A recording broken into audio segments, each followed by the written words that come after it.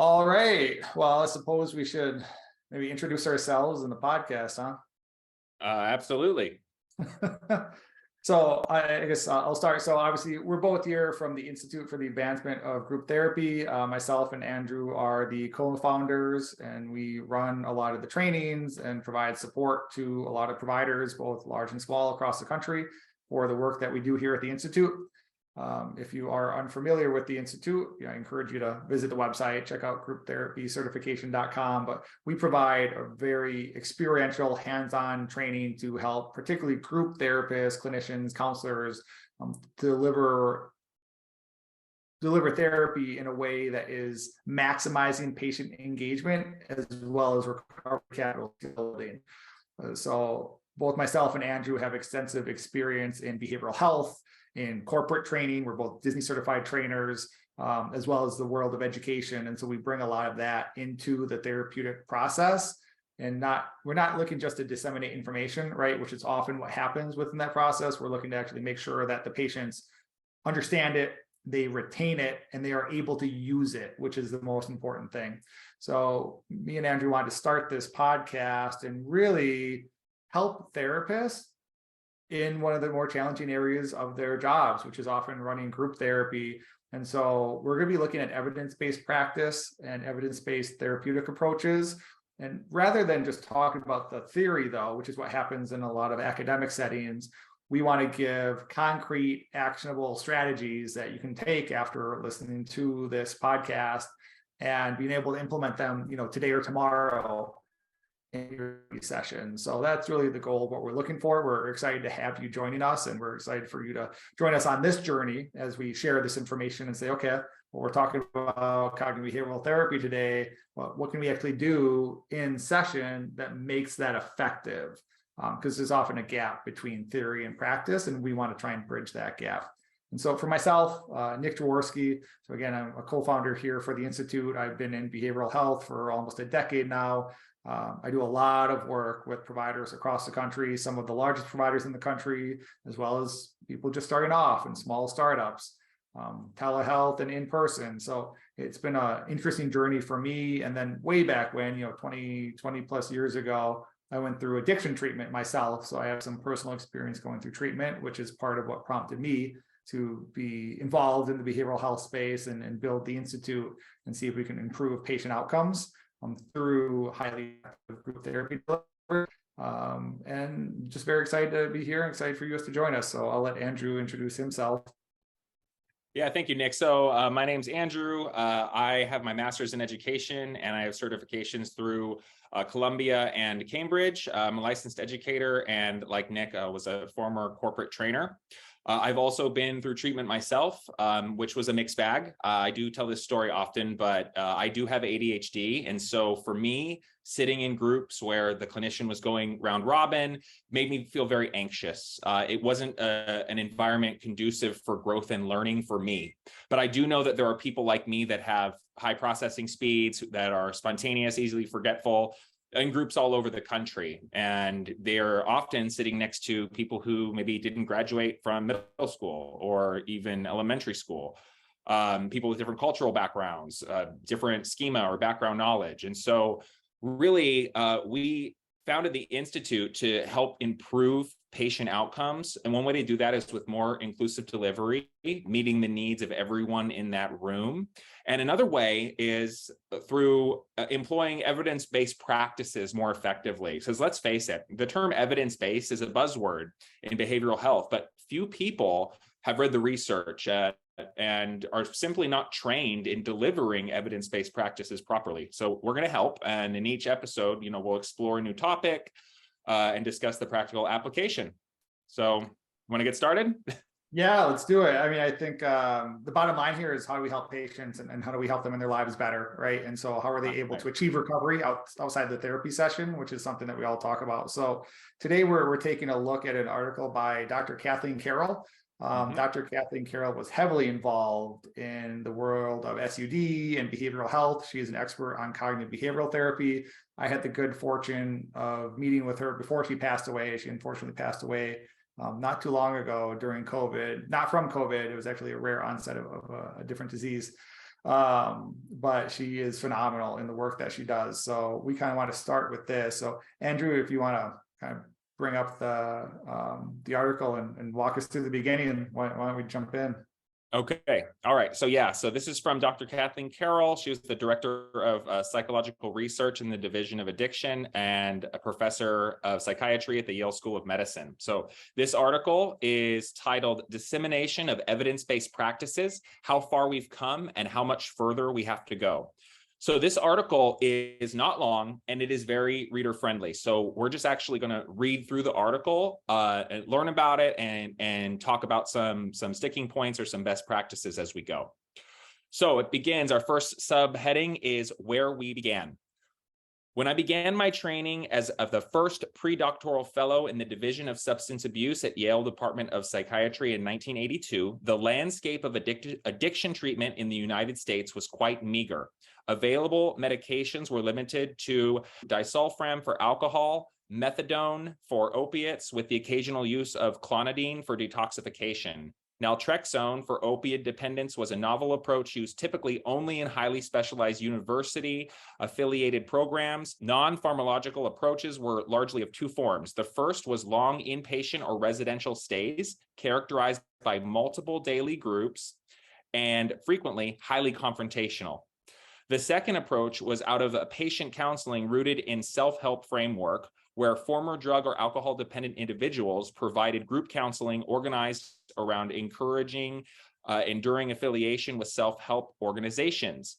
The only manual in wide circulation was the Big Book of AA.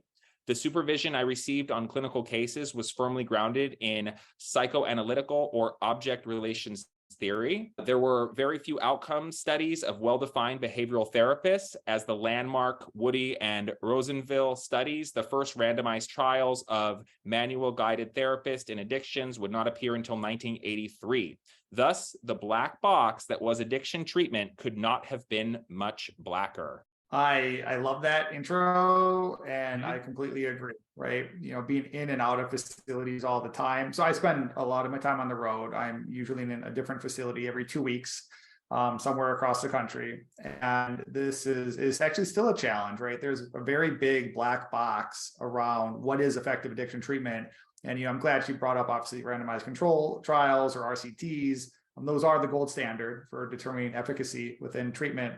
But there wasn't many, right? Before, as she said, before 1983, there was nothing. Even now, there's not a wide dissemination of evidence-based practice within the field, even in graduate programs. I think she might mention it later, but it's only like 65% of graduates actually even get exposure to evidence-based practice, and I run through the numbers. And really, addiction evolved pretty much separately from behavioral health, and we still see that within the US. Because you have even from a billing standpoint, you can bill for primary mental health or primary addiction. And that is part of this process where SED came up almost really just through AA, right? Before there was AA, there was almost no formalized treatment. And so when formalized treatment did start with programs like Hazelden, they just basically copied the AA model and then started charging people for it, more or less. So now we're much more sophisticated, and Hazelden also is much more sophisticated. They're a very data-oriented organization from a treatment outcome standpoint these days. But there's been so much progress in the field, and not a lot of therapists have actually been exposed to it, much less told how to apply it, right? If they do have that information.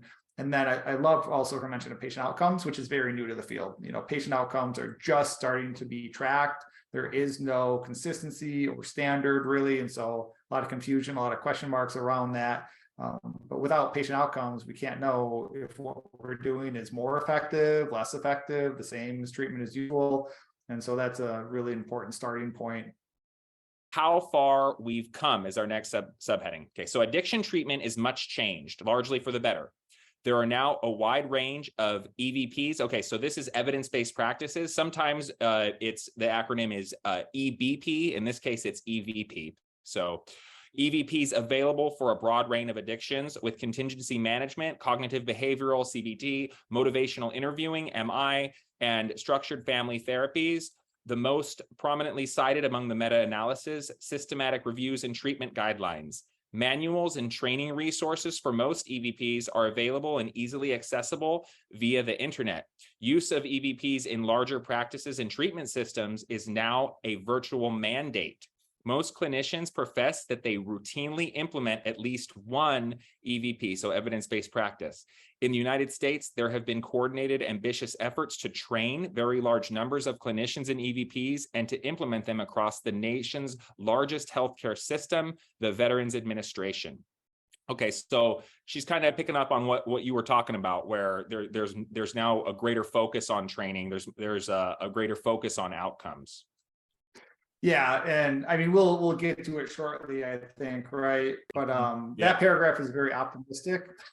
Yeah, it's right. I know. Well, yeah, don't tune out just yet, folks. Here we go. Right.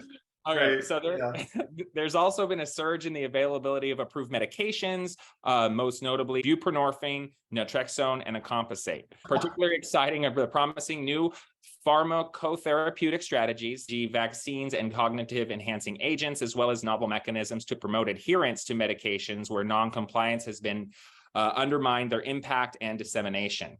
Okay, so these efforts are significant and admirable, but multiple lines of evidence also indicate that evidence-based practices are far from universally available and completely implemented. Okay, so for example, a recent national survey in the United States indicated that most treatment programs do not offer training or supervision in evidence-based practices, nor do they require newly hired clinicians to have training in EVPs.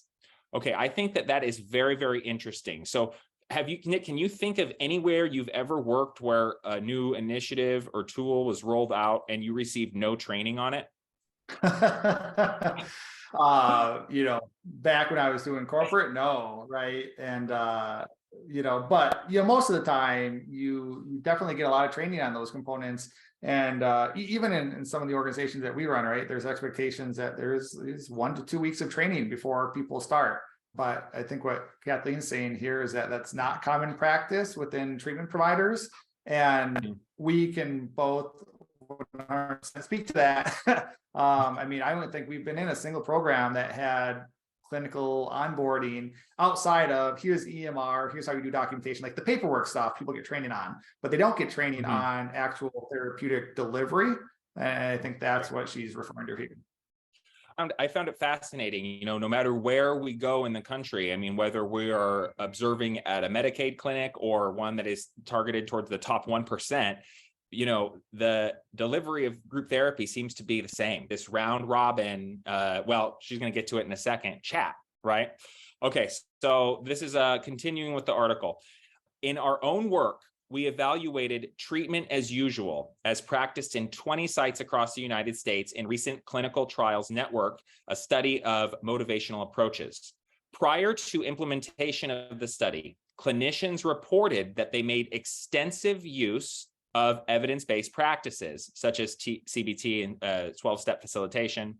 However, when more than 700 audio-taped treatment as usual sessions were evaluated by independent raters, interventions associated with those and other evidence-based practices were virtually undetectable. In fact, therapist-initiated discussions of issues clearly unrelated to any patient problem or issue, chat, was seen more frequently than any evidence-based practice. And so, okay, so Nick, I feel like there's a lot to unpack here. So clinicians reported extensively using evidence-based practices, not just a little, but a considerable amount.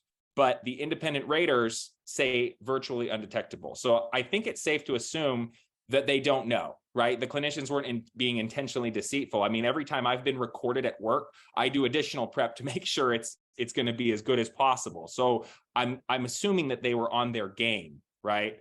What's more, more likely is they don't know how to deliver them properly. They think they are, but they're not. Yeah, I think this paragraph is really the crux of the article and what I think we want to dig into here, right? So to your point, and based on what we see all the time, is obviously therapists are very passionate about what they do. They're looking to do the best for their patients, And no one's going to go in and try to do a bad job or even a mediocre job, right? I mean, because people really care. But what's happening is there's a disconnect between the training that they get in their graduate and their licensing programs and then their ability to deliver. So the training tends to be very book heavy, very theoretical, right? It's just knowledge transfer. And what we are always driving home, right, is the fact that there is a massive difference between knowledge and skill, the ability to do something. One of the examples we always give is riding a bike or learning to swim, right? You can't do these things from a book and a chalkboard. You can maybe get some information starting off, like, hey, put your foot on the pedals, right? But to really learn to ride a bike, I got to get on that bike and practice and practice and practice. To really learn to swim, I got to get in the water and practice and practice and practice. And so what's not being afforded for clinical training opportunities is the ability to practice with someone else that is a higher skill level that really knows what to do. And so they're not given these opportunities. And so there's a gap in the training processes, which is obviously something that we've been working on filling. Oh, yeah, absolutely. And there's no better place to initiate that practice than in group therapy. And the reason that is you have, a room of diverse people, just like you have outside of the treatment space. So when you set up deliberate practice opportunities, whether it is exchanging dialogues to form I statements, or practicing assertive communication, or building recovery plans, we want to encourage the patients to help each other, right? If a task is too daunting for one person to complete alone, whether it be in therapy or outside, we want them to ask for help, right? And then patients, regardless of their skill level, can help each other fill in those gaps. And that's one thing that we really like to promote. Whatever the activity is, following the activity, it's always good to do a kind of mingle where you can go and you can give your answer to other patients and they can give positive feedback or some corrective advice. I think this idea that the clinician needs to be involved in every conversation for learning or growth or even processing to occur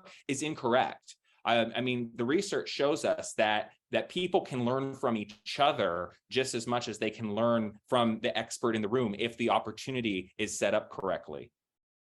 Well, that's such a massive misconception. I think that, unfortunately, a number of therapists have. There's this belief that individual therapy is somehow better than group therapy because the therapist is there one-on-one with the patient. And that's not true. That's not supported by the research. Group therapy is as efficacious or sometimes more efficacious, depending on the study, than individual therapy. And also what we constantly talk about is you're not going to be there, right? Treatment is usually a short duration, especially if you're in high levels of care, like residential or IOP or PHP. And so what's the patient doing after you're no longer there? They have to be able to get that skill set. And so that requires them to know what to do on their own, or somehow utilizing support systems, from family, friends, the community. And so to give a really good example of kind of the confusion here, right, is again, the difference between knowledge and skill, or what we refer to in the adult learning world as declarative versus procedural learning. So a therapist might go up and talk about cognitive restructuring negative thoughts, right? So let's take CBT skill, restructuring negative thoughts. So say, here's restructuring negative thoughts. This is how it works, blah, blah, blah. And now they've told you what it is. So that's declarative, right? But just like the bike example, well, great, they told you where to put your feet, but can you jump on and ride a bike? Absolutely not. Can you jump in the water and just start swimming? Absolutely not. So what's being missed is that next critical step where you have to practice and practice and practice with the patient. And it doesn't matter if the patient is practicing with the therapist hearing it, right? Because we can go back to William Miller's research on change talk, right? And so the more change talk that a patient has, the more likely they are to be successful in their recovery. And none of that research says change talk in front of a therapist. That research says change talk. So that change talk can be with your mother, it can be with the wall, it can be with anyone, right? It can be with yourself. Change talk is change talk. So I think it's really important to realize that the therapist doesn't need to be the center of the process. Obviously, they're incredibly valuable to that process, and they facilitate and coach it just like any other kind of learning situation. But it's also important to realize that we can step back as facilitators and let patients, and we want patients to develop the skills and the ability to do this on their own as much as they can and maximize that practice. Even to add to that, I mean, when we're talking about Miller. I mean, if we're going around and one person's talking at a time, right? In 60 minutes, everybody gets 5 minutes to talk and 55 minutes to listen. But we know that adults don't learn that way. Most of the patients will be zoning out. I'm sure the listeners have seen this in their own groups or groups that they've observed, right? And most of the patients are staying silent, right? 55 minutes of silence per person. So many missed opportunities there to find out what patients are actually thinking, where rather than asking people one at a time, if you just simply pair them up, talk to the person next to you, it does a number of things. One, it gets everybody talking, so you know that they're consciously thinking about the task at hand that you want them to, right? They're focusing on what they need to focus on.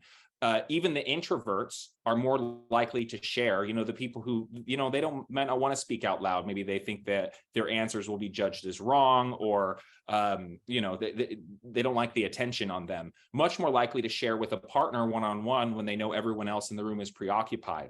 And the clinician gets to hear all these conversations, right? They get to walk around the room. They get to hear what patients are thinking about, so they can address misconceptions early, right? You don't want to find out when the session's over that a patient has a completely different idea of the topic than you thought they did. And the reality is that a lot of times what a clinician thinks a patient understands versus what they actually understand can look very different. Okay, so why do we give like a concrete example for listeners so they can really get a feel for what we're talking about here? So let's take restructuring negative thoughts, right? So as a therapist, I could come to the center of the room or go up on the board or whatever and say, okay, well, hey, everyone, today we want to really work a little bit on self-compassion, loving ourselves, and learning how to think positively about ourselves and our place in the world. And so one way to do this is to restructure negative thoughts. And so if you have a negative thought, you can turn that around and make it positive, right? And so again, this is just declarative information. Is this helping the patients actually do it? And is that enough information, right? You really have to think through what is an effective way to restructure a negative thought. So a patient comes up and says, okay, so I say, okay, Johnny, give me an example, right? And Johnny says, well, I'm a liar, I'm a manipulator, I'm an addict. He's like, this is what I think about myself all the time. That's a negative thought. So I could say that I'm not a liar, manipulator, and an addict.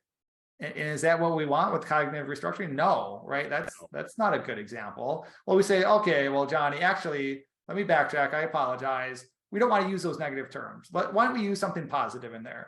So Johnny comes back and Johnny says, oh, well, I'm an honest person, right? So great, that's a positive statement. But we don't believe that Johnny actually thinks that. He's just trying to get through the session. That's exactly right? And is that actually being effective for Johnny? No. So there are criteria and there's a framework and a structure to effectively restructuring negative thoughts that clearly wasn't communicated here. So you have to think through those components and say, what does restructuring a negative thought actually look like? So yes, it's taking a negative statement and making it positive, right? But more than that, it's being specific with that information and pulling real examples. Yeah. Yes, right. Pulling examples from your life is critical. So what Johnny really needs to say is, all right, well, I can be an honest person, right? We're not going to say honest. Maybe he doesn't feel that right now. We want him to really say things in a way that's believable to him, because if he doesn't believe it himself, then he's not going to make progress on this. So I can be an honest person. And as an example, last time I got a treatment, I came home and my mother asked me if I had been drinking, and unfortunately I had. I told her that I had. I mean, that's why I'm here today. That's why I'm back in rehab, right? But that was an example where I wasn't. I could have lied. I could have made something up, and she probably would have believed me because, quite frankly, she wanted to believe me, right? She didn't want to believe I was using. I could have gotten away with it. But I chose to be an honest person.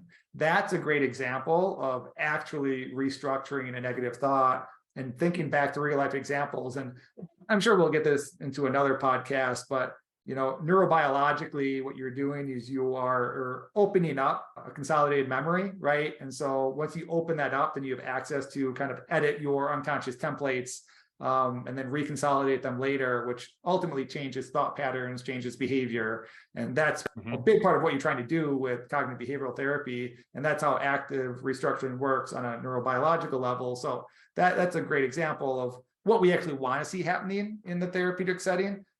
versus just, sharing some information and hoping people remember it, which is not overly effective. There is growing consensus that monitoring, supervision, and feedback are needed until the clinician can demonstrate adequate fidelity and skill. There's that word again, skill. As randomized training studies of clinicians have highlighted that workshops are necessary, but clearly insufficient in teaching clinicians to implement evidence-based treatment effectively. I wanted to jump into this a bit more. So I kind of followed the hyperlink there that she's quoting about the training, and just to provide a little bit more feedback. Okay, so this is from Training Therapists in Evidence-Based Practice, a critical review of studies from system contextual perspective by Renad Beedis and Philip Kendall. Okay, so essentially what they say is there are obstacles in dissemination and implementation of evidence-based practice into clinical practice. So these are criticism of treatment manuals, inadequate training, and unsupportive organizational climates. Okay, so just to touch on these just for a minute. Okay, I've said this before, but treatment manuals, a curriculum. Okay, so a curriculum is a framework. It's what you do with it that matters, and who's wielding it can produce very, very different results. So for example, take this open-ended question, okay? Is it reasonable for an individual in recovery's significant other to keep alcohol in the house for a party that they're throwing? This is a great open-ended question, and the reason it's good is because everyone might have a little bit of a different opinion on this, right? There's no really solid set answer here. But if that was posed in a curriculum, look, there's a number of ways that we could address it. So one, the clinician can ask group members one at a time what their answer is. We've talked about that before. The clinician can pose it to the room and lead a discussion. The clinician can have everybody write down the response. The clinician can have members discuss the question in pairs, or the clinician can arrange a statement walk where group members pick a side of the room. So if you agree it's okay to have for the significant other to have alcohol in the house for a party that they're throwing, go to the right side of the room. If you think it's not okay, go to the left side of the room. And then if there is that therapeutic alliance within the group, patients on opposing sides can then try to persuade each other to join their side.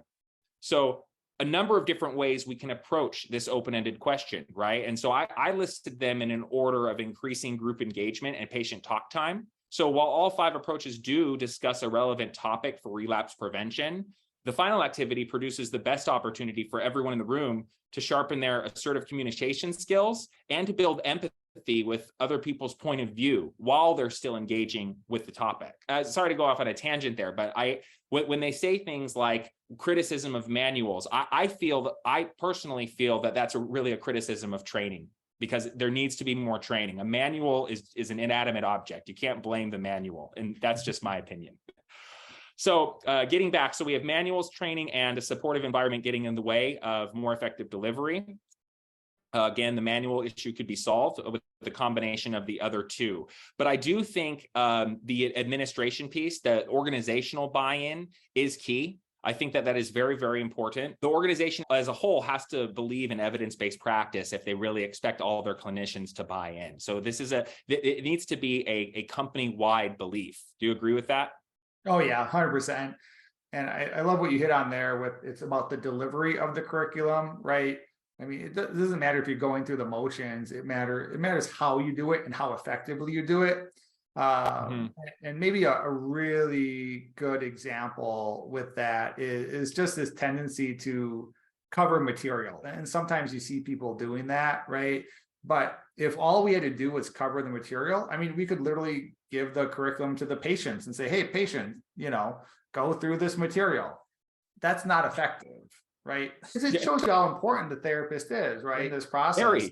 To the counselor. I mean, they are critical to the success that patients are going to have. And it comes down to delivery, right? It doesn't come down to how much they know and if they can repeat that knowledge to the patient. It comes down to how they effectively deliver the curriculum, and then coming back again, not just giving the information, but making sure that the patients understand it, retain it, and can use it right effectively in their lives.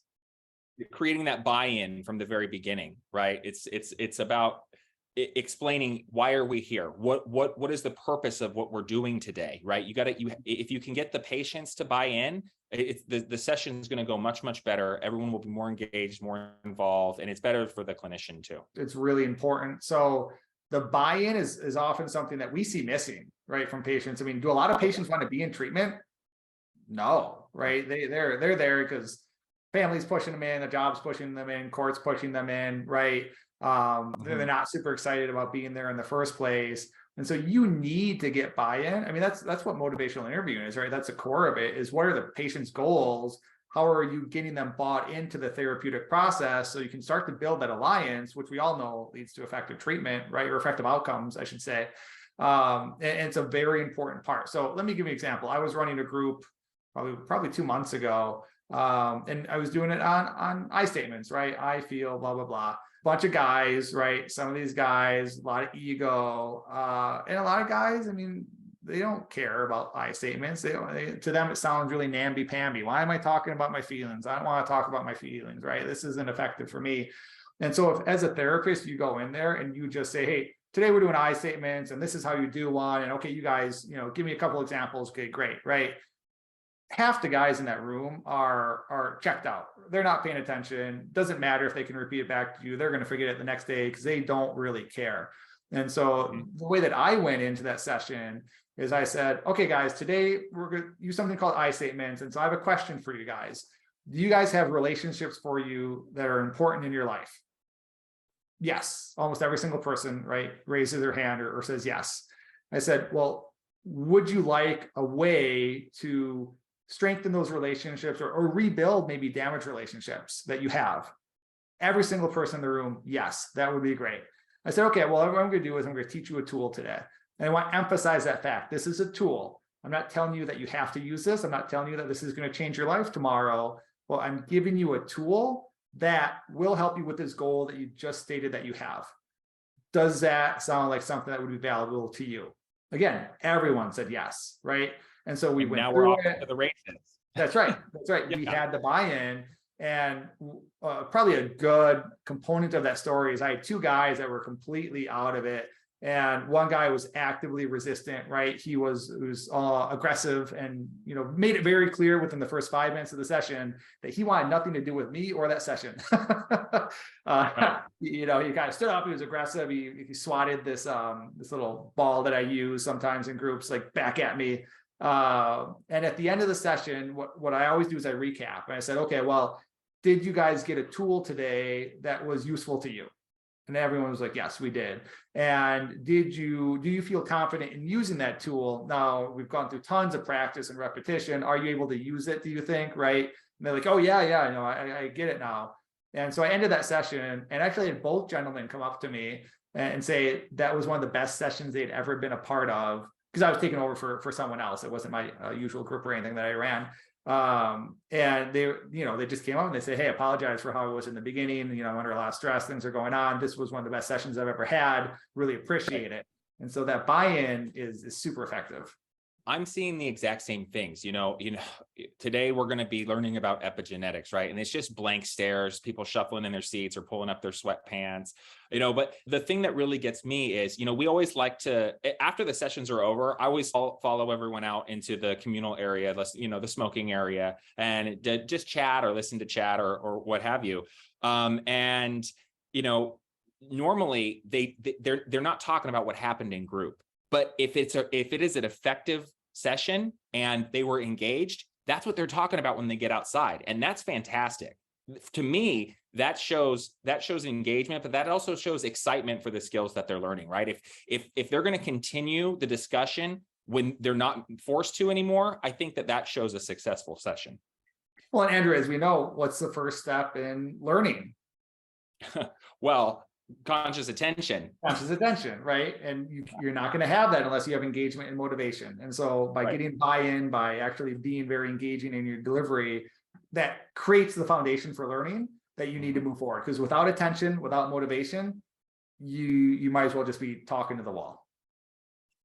Yeah, I agree. Okay, I'm going to get back. Well, that was quite a long tangent. So I'm going to start this paragraph over. So there's growing consensus that monitoring, supervision, and feedback are needed until the clinician can demonstrate adequate fidelity and skill. As randomized training studies of clinicians have highlighted, that workshops are necessary but clearly insufficient in teaching clinicians to implement evidence-based treatments effectively. Regarding utilization of new medications for addiction, utilization of approved medication is growing in most countries, but remains several-fold smaller than the number of individuals who might benefit from them. Insurance and third-party support are uneven for new proven treatments, but remains consistent and plentiful for some therapists that have been demonstrated many times to be both expensive and ineffective. Okay, so an interesting comment on insurance there. Okay, that almost sounds like insurance companies don't care about outcomes, but of course we know they do, right? They care very much. But as with any profession, you know, some people will just have no business being in the role that they're in, and they can potentially make things worse for patients. Okay, that's true. That's any industry. Of course, I don't think that that's most clinicians or therapists, but that's the same thing that Miller found, right? Is that if you're really ineffective, it can actually be worse than just giving patients the self-help book, right? But I do think most are doing the best they know how, right? And the most of the clinicians that we talk to, that we provide training to, they all say, of course, we want to be as good as we can, right? It's human nature to take pride in your work and the societal contribution, because of course they're helping a lot of people, right? So, okay, returning to the article. Upon reflection, my own recommendations regarding strategies for dissemination have not changed greatly since Bruce Ronsvale and I wrote our piece, A Vision of the Next Generation of Behavioral Therapist Research in the Addictions, edition 5 years ago. Okay, so here is the provided expert that she gives. First and most fundamentally, more research is needed that verifies the superior efficacy and cost effectiveness of evidence-based treatment over standard practice. More research needed, always, right? Always more research needed. Second, when multiple evidence-based practices are available, studies with adaptive designs are needed to guide the choice of frontline treatments and to identify optimal sequences of treatments to deliver when initial results are poor, okay? So ESTs are empirically supported treatments. Third, a new subfield of training effectiveness research is needed to address a series of questions about treatment dissemination that parallel those articulated by Paul. Okay, so which training is needed, which therapy for which trainee, for which type of patient. Okay, so they're really saying if you're delivering trauma-based care, then you should be a trauma-informed therapist, right? And so they're saying the training really needs to be tailored to the specific type of patient that they're working with. Do you agree? Yeah, 100%. I mean, we've known that for a long time, right? That tailoring the treatment to the individual is highly beneficial for I think obvious reasons, I hope. I think that's also why the Insitute training is so beneficial, because we're really just focusing on those engagement strategies for groups, right? So we're not teaching therapeutic interventions. You know, the clinicians have thousands of hours in training in those, right? Yeah. We're talking more about facilitation skill and getting everybody involved and motivated and engaged. Okay, fourth, while behavioral treatments resist formulation and delivery with the precision of FDA-approved medications, computer-assisted therapist training and computer-delivered treatment hold considerable promise for bringing the efficacy and precision of EST dissemination to new levels. Okay, so she's saying technology holds a lot of promise, just as it does for outcomes tracking. Obviously, there's a lot of patient outcomes tracking software that's recently come out of the market. So I highly recommend using that if you are a provider, working at a provider, asking your owner or executive director or the clinical director about that kind of stuff, or just tracking outcomes on your own as much as possible. I mean, what I always say is that bottom line is you got to start somewhere. And so if that means just polling your patients and getting some baseline data, that allows you to know how they generally do, right? Am I generally seeing improvement over the course of my sessions, or am I seeing regression, right? And what's happening over time. So that allows you to test things and say, okay, I tried it this way last time I ran this group. Let's try it this way this time and see if it changes how patients are responding. So I think that stuff is really, really critical and really important wherever possible. Absolutely. Yeah, we're going to get into that more in a second. Okay, so this is the last section, and miles to go before we sleep. Okay, so more of the type of research suggested above is beginning to appear, and there are many studies of training and implementation ongoing worldwide. At the same time, What may be getting lost in these efforts is attention to the original aim of dissemination of EBPs to improve patient outcomes.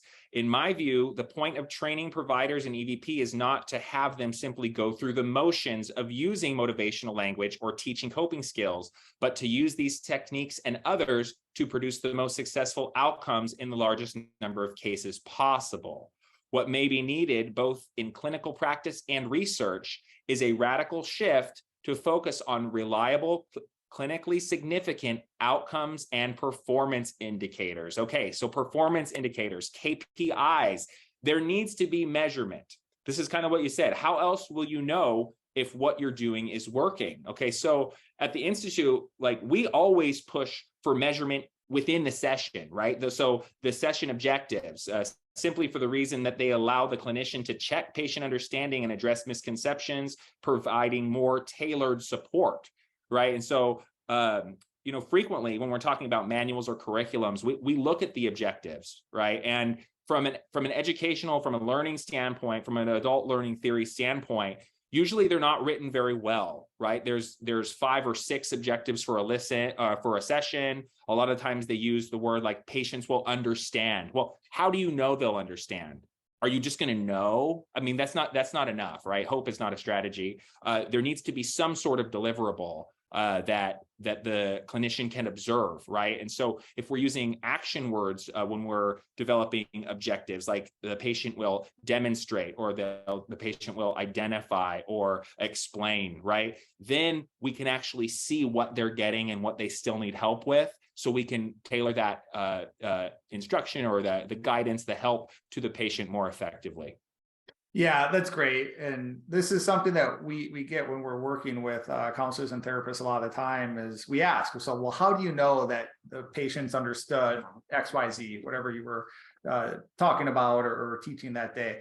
And they'll often say, well, I really know my patients, and I know that they know it. I can see it in their eyes. And I'll just give an example, because this is really recent experience. But yesterday I went into my daughter's school and I observed her in her math class. So she's been having a little bit of challenge there. I just want to see what was going on. And the teacher in that class taught a part of the lesson. And then she asked everyone in the class, she goes, do you understand? And every single person, including my daughter, said, yes, we understand. And so my daughter came home that night to do the homework. And lo and behold, she couldn't do the questions related to what was taught and what she told the teacher she understood, in a very confident voice. And I asked her, I said, well, you told the teacher that you understood this. She said, well, I thought I did. Because she did. She thought she understood it. And she realized as she actually tried to do it, that she did not, right? And so let's take that restructuring example that we talked about. And this is one of the maybe parts we want to emphasize in terms of practical skills. We want patients to be able to do things. It's not just hearing the words about them. So in a really good session, you can say, okay, here are the criteria to restructure a negative thought, right? It needs to be positive. It needs to be specific. It needs to use real life examples from your life, right? So these are parts of the criteria of restructuring negative thoughts. And then we're going to have patients do it, right? And we're going to have them do it with each other in pairs or small groups. We'll have them give feedback in the group. You can use what's called a think, pair, share strategy. They think about the formulation that they're trying to come up with. They share it with a partner, and then you do it as a group. And that allows you as a therapist to understand and see where everyone's coming from. It allows it when you're in pairs, you're listening, right? You're walking around listening. When they come back to the group, you get the examples. And then as a group, you can work on the nuance. Was there correct examples? Was there incorrect examples? Why don't we work through that together to help consolidate the understanding, and then we'll go back and practice again. So why don't we practice the right way? So we get practice that way. And that's what's really effective, is I want to see again and again that they're able to do it. And so as you're talking about, Andrew, right, it is demonstration. That's how I know, that's how I measure it, is I can see that they did it correctly multiple times in multiple situations. And so that I know I've been successful as a therapist in getting that skill across to the patients for that particular session. I've accomplished my objective. Yeah, absolutely. Yeah, and just taking the example of restructuring negative thoughts. I mean, there's so many ways that you can initiate practice with an activity like that. I mean, my personal favorite strategies for restructure negative thoughts is, putting the thoughts on trial, right? Is finding evidence that supports it and the evidence counter to it, right? And so even setting up like a miniature courtroom where the patients can get involved and be jurors, and they can go through the process in a way that is engaging, right? In a way that everyone will be interested in participating in. There's just so many opportunities. Yeah, and I love that because, another great activity related is patient engagement around it. So patients write down something that they truly believe about themselves, and you tell them they can share as much as they want or as little as they want, right? But what I've seen is they'll say, okay, well, I'm a failure. And then so what happens is you have a mingle like you talked about before, and people walk around and they tell them their negative thought.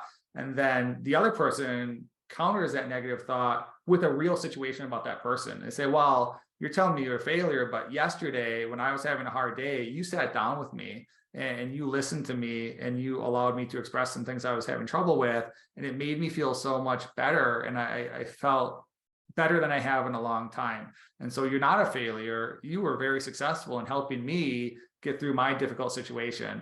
And so now not only is the patient able to give a specific example and restructure their own negative thought based on that feedback, but they're getting reinforcement from the patients in the group, and it's positive. They're building that culture and building that relationship. And, as Yalom and others have talked about, that's critical to success within a group therapy session is the culture that's built among group members. And that's one way to do it.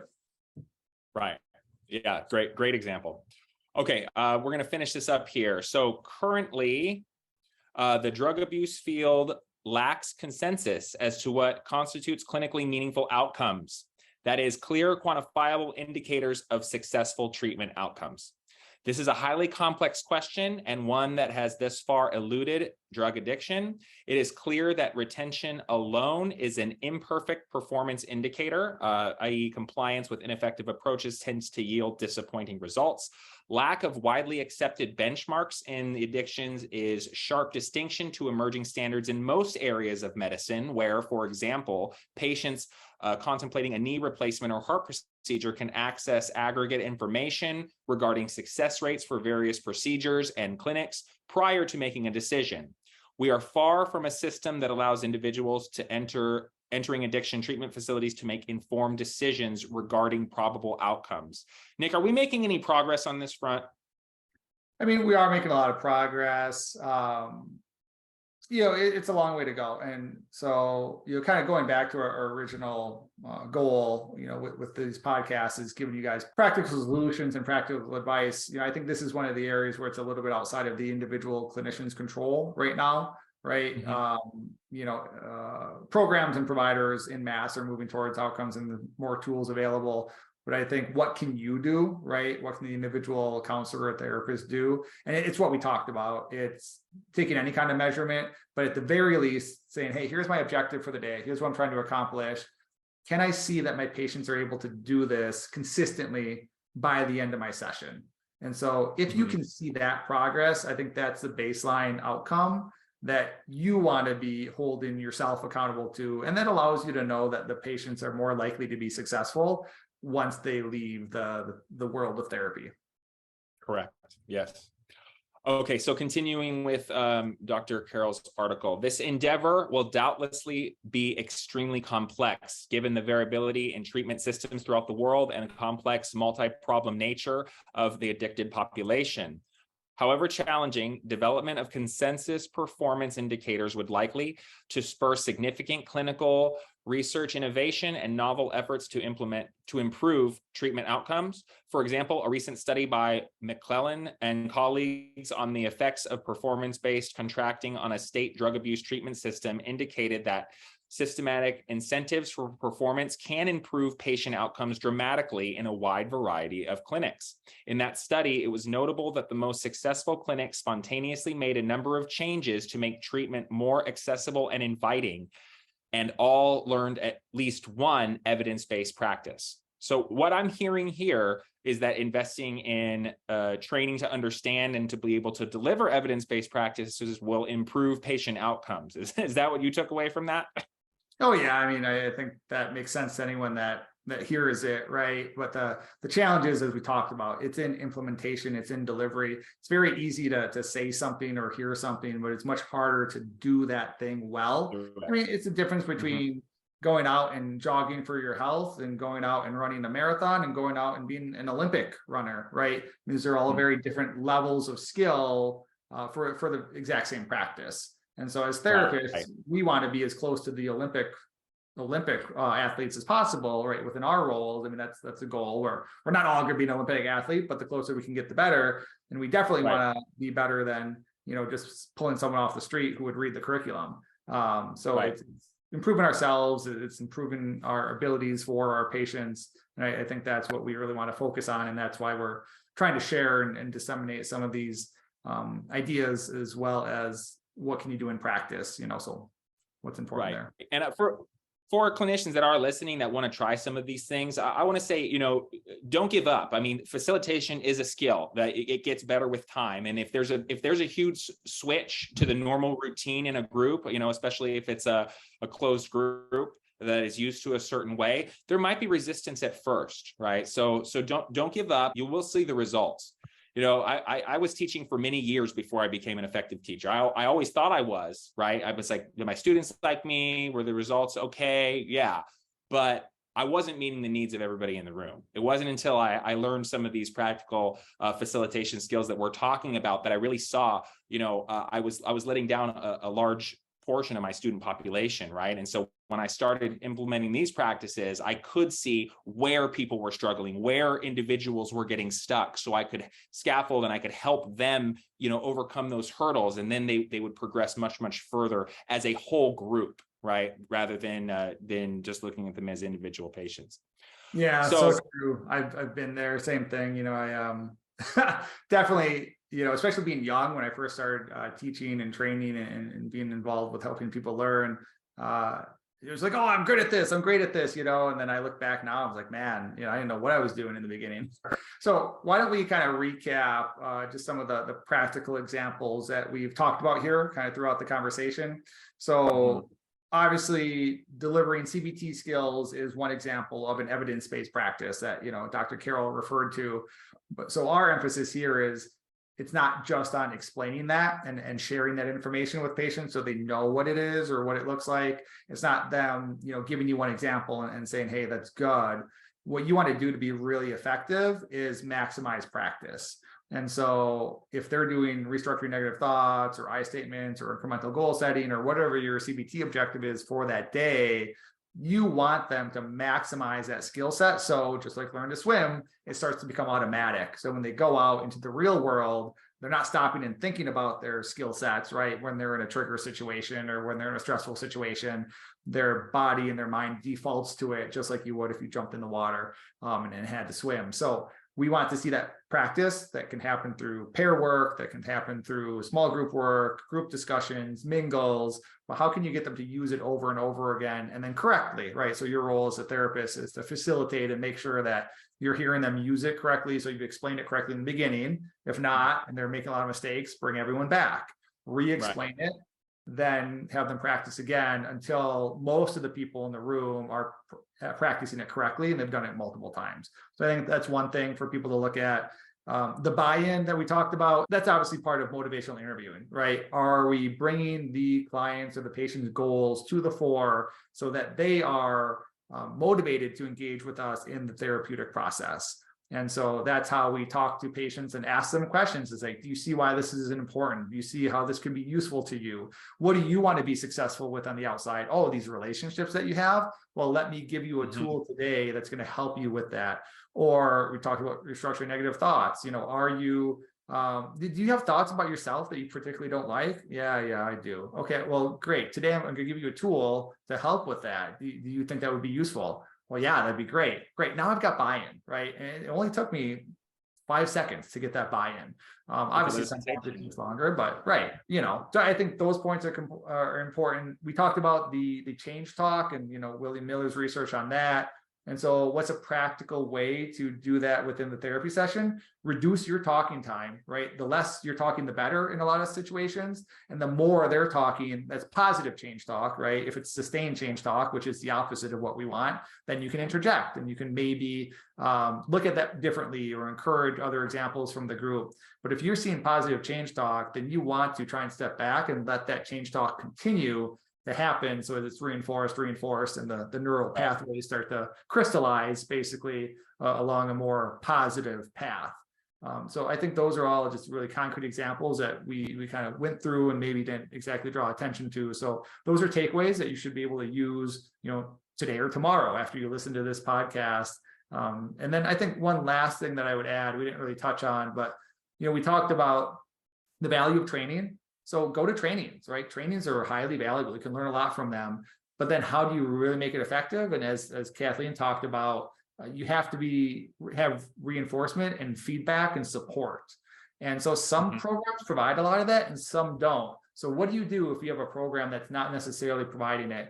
Well, I would frankly say, go and ask and say, hey, talk to your clinical director, your clinical supervisor, say, will you come in and watch me today and observe my session and give me any feedback on it? That's one way to get it. If you're not comfortable bringing in the boss, go and ask one of your co-therapists and say, hey, would you be willing to watch me today? And the same way, you can actually watch them, right? Go in if you got some free time. I used to do that all the time. I used to go into other people's sessions and check them out and see what I could learn. I'm like, oh, I always learned something. And sometimes it was not to do. But I always learned something, and I was able to take that away and use it in my own sessions. And finally, you can always ask the patients, right? Even if no one has time to come in or you don't have time to go there, ask the patients, what worked for you today? What didn't work for you today? That questioning is going to allow you to really make effective decisions about your own delivery and facilitation. Absolutely. And, just remember, adaptability and flexibility are key. What works for one group will not necessarily work for another. And so I think, getting the patient feedback, I think that can be very, very powerful. 100%. Yep. Well, we covered a lot today. I mean, that's a great article. But I think it's important. It's a great kind of first topic for our first episode and say, hey, there is this gap between what we think we know and what we're actually delivering out there. And so hopefully today we provided not just a framework of why this is important, but some concrete examples of ways to be more effective. And that's what we're going to do every episode is we'll take one probably more narrow topic than this, quite frankly, and maybe we'll take something like a single CBT skill and we'll talk through the research on it. And then we'll do a lot of practical examples about how you can take that particular research and that particular skill and implement it in a way that's highly effective for your patients. So I hope you will all join us for future episodes. Well, let's also, if you do want more information, right, you can always go to the grouptherapycertification.com website, or you can reach out and engage with us. I mean, we're more than happy to connect with people. We'd love to hear from you. Did you get value out of this particular episode? Did you have questions on it? You're welcome to put them in the comments. So you can put them in the comments on the YouTube video or the podcast. You could also email us. If you want to email us at certification@grouptherapycertification.com. That's a great way to get in touch with us. And both Andrew and myself are on LinkedIn, and we're very, very active on LinkedIn. We're always happy to connect with people there as well. Absolutely. All right. Well, thanks, everyone. I guess we'll see you guys next time.